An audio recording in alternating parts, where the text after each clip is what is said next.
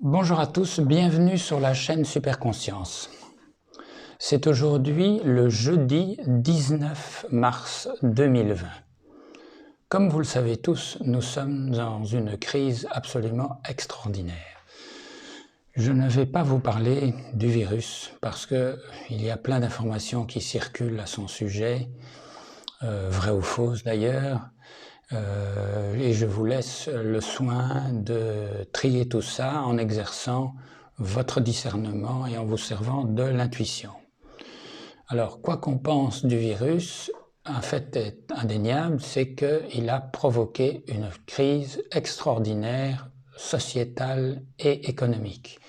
Alors, du point de vue sociétal, on voit qu'il y a un niveau de peur chez un certain nombre de personnes, chez un grand nombre de personnes, qui parfois frisent l'hystérie, et la plupart des gouvernements ont pris des mesures tout à fait exceptionnelles, draconiennes, allant jusqu'au confinement, ce qui est le cas dans le pays où je vis.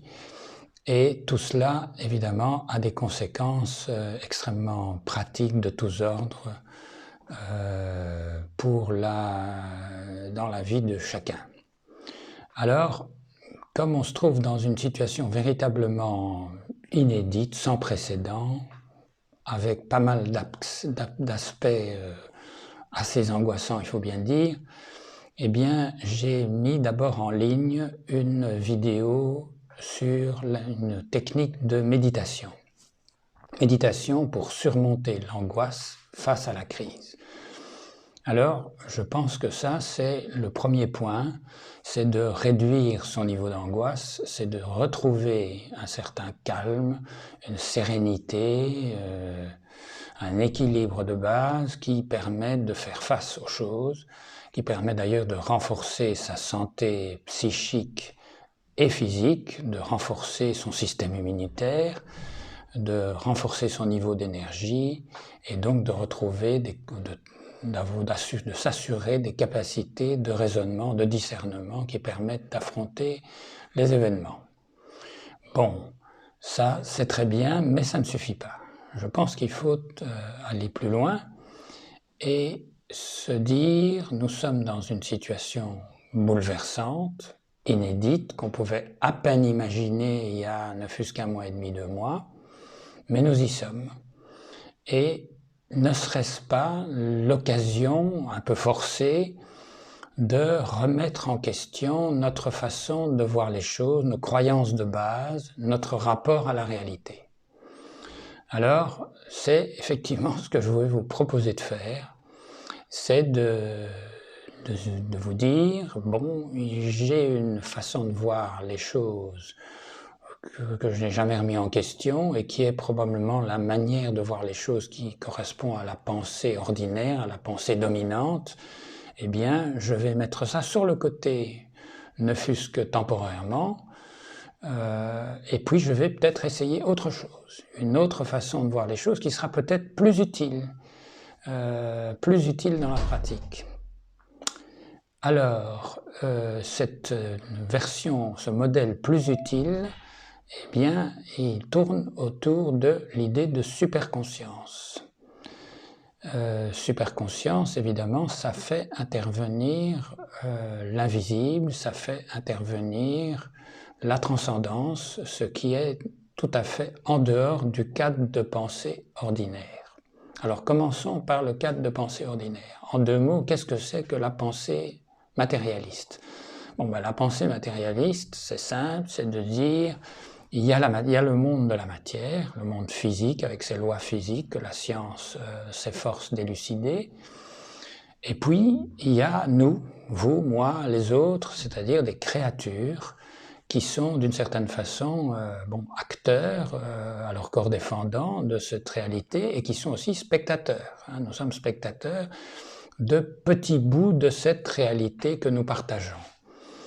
Et nous sommes spectateurs parce que nous voyons des choses et nous percevons des choses par nos 5 sens. Et nos 5 sens envoient des impulsions électromagnétique, électrochimique à notre cerveau qui traite tout ça. C'est un processeur, comme un ordinateur, qui traite toutes ces informations reçues, qui les mélange avec des mémoires et avec des croyances qui sont à l'intérieur. Et tout ça, le résultat de tout ce traitement, eh bien, c'est une sorte de film intérieur qui est notre perception, notre vision de la réalité, ce que nous voyons, ce que nous entendons et ce que nous ressentons, y compris nos émotions, etc. Alors, ce film intérieur qui se passe dans notre cerveau, hein, dans la version matérialiste des choses, dans notre cerveau, dans la boîte de notre cerveau, qui est le spectateur. Ben, le spectateur, c'est, disons, notre conscience. Mais alors, qu'est-ce que c'est que notre conscience? C'est un phénomène bizarre.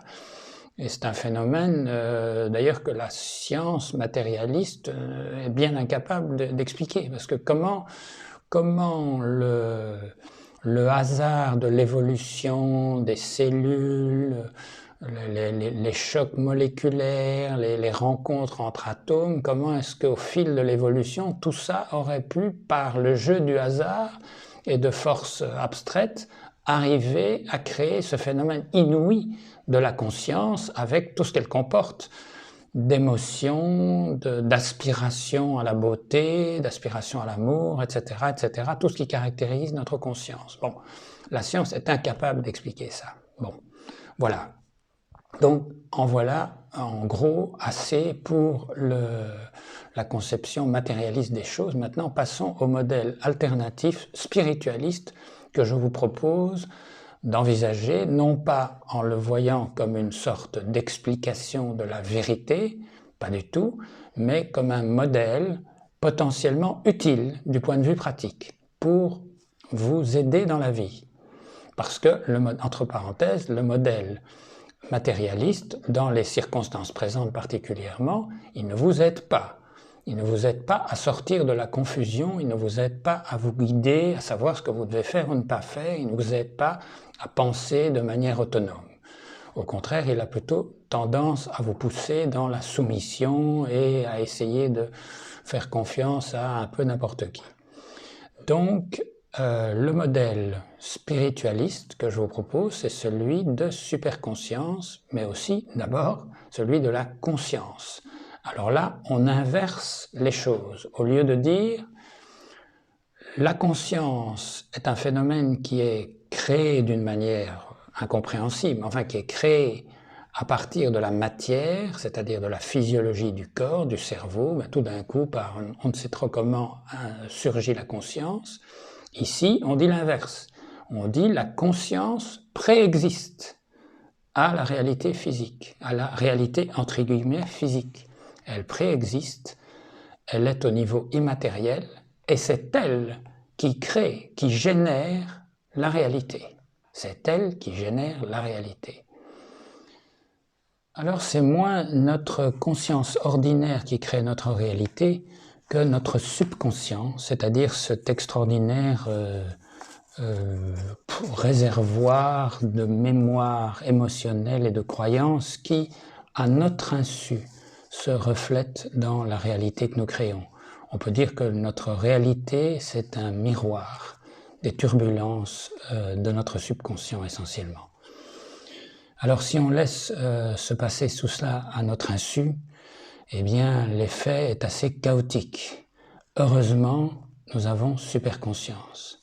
Superconscience, c'est la partie sage de la conscience qui, d'une certaine façon, est restée dans les coulisses de notre incarnation dans cette vie.